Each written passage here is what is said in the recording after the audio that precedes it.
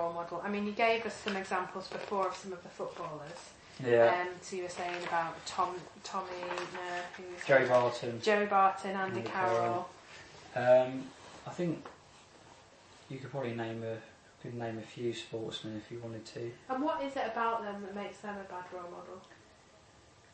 I think it's just because they're in the public eye so much. So any little mistake that they're, especially footballers in particular, because it's such a big sport, like any tiny little error they make is published. Like it'd be front page news. Whereas like another sport, like a golfer, I don't think you'd see the same sort of coverage for it. Yeah. But then again, I don't think that's a bad thing because football's got such a young audience as well. Like, I think they should have to keep themselves in check because I've liked football since I could walk. So if I see someone doing something, I'll want to do it as well. So I think it's the whole lifestyle. I think they've got nothing to lose really, haven't they? When they're picking up £150,000 a week, what can possibly go wrong? Yeah. So they've got that responsibility to people like you, I guess, or people coming through and looking up to them, to behave in a certain way. It's just be more understanding. They're all in a bit of a bubble. And for the people that you admire, are there particular values about those people that you admire? So you were saying that you admire people like Alan Sugar, like Frank Lampard, like Martin Luther King, like the parents. What is it? What do they have? Kind of common values or traits that hard workers. Yeah. Passion for like what they believe in. Yeah. Willing to go further than they need to. Yeah. What else have we got? Just being themselves, forcing anything, and just trying to be a role model, like trying to make people look up to them. Yeah. Like, it's just all set good examples, really. Yeah. So they're behaving in a positive way, whereas what you're saying is the negative role models. Yeah, but they always outweigh the good ones. Like people want to read news about bad rather than good. I don't know why that is. I think it's just the sort of thing that people come used to. Probably media as well. Yeah. Yes. So now thinking a little bit more about kind of big sporting events that happen in the world. So if we think of the kind of big sporting events, big music events, big kind of social events, tell me what you think of. What comes to mind when you think of those? And just shout out any events that kind of come to your mind. The World Cup gives like the smaller nations, the same with the Olympics really, the smaller, less recognised ones. Yeah. Sometimes you find like a diamond in the rough, like you see a team that overperforms or an athlete that shocks everyone. And is there a specific type of World Cup? Is that football, rugby? Football in particular, but I've watched the rugby one. So you've got events like the World Cup, you've got the Olympics. What other big sporting events come to mind? Got the Champions League final. Yeah. It's football. The Ryder Cup, which is golf. Yeah.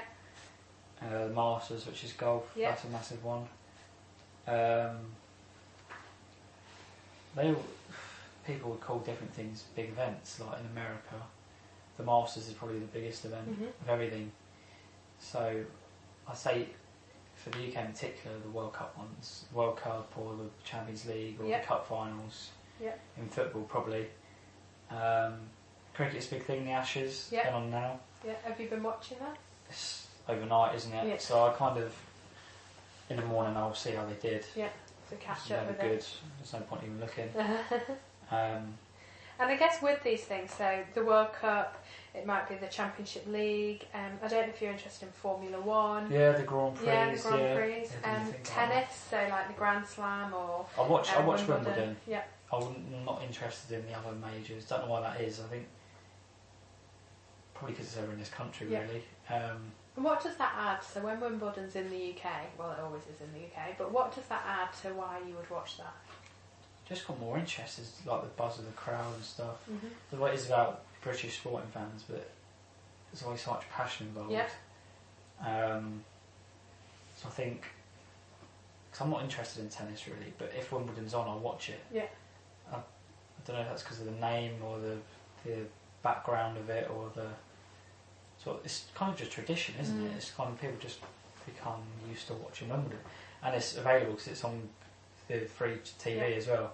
And so with these events, which ones are you most active with? So when these events are on, which ones do you engage with the most, watch the most? The World Cup football probably. And what happens when it's World Cup time?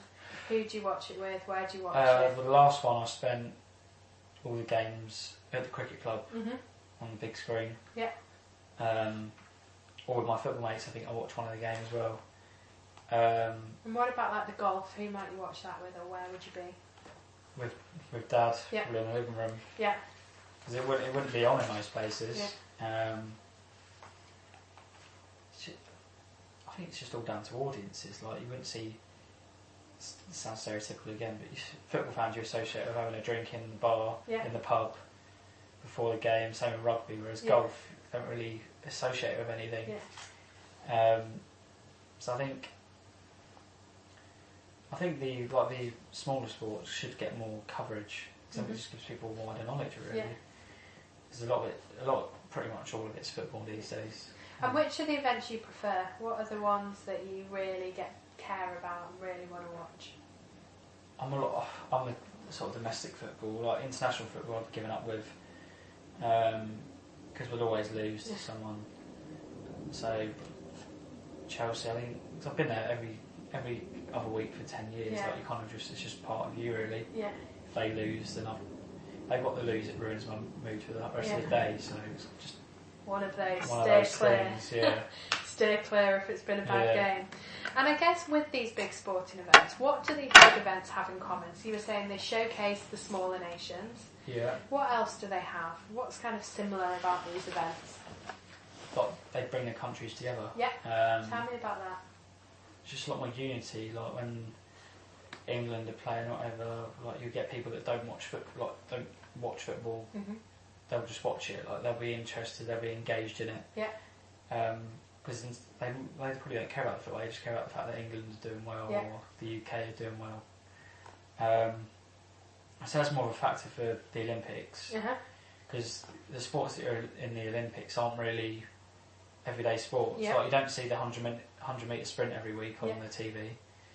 I think because they're more less frequent, shall I say, people become more engaged in it because you only see it once every few years. So I guess what does the Olympics have in common with the World Cup, if anything? Do they have any similar characteristics? Corruption. No.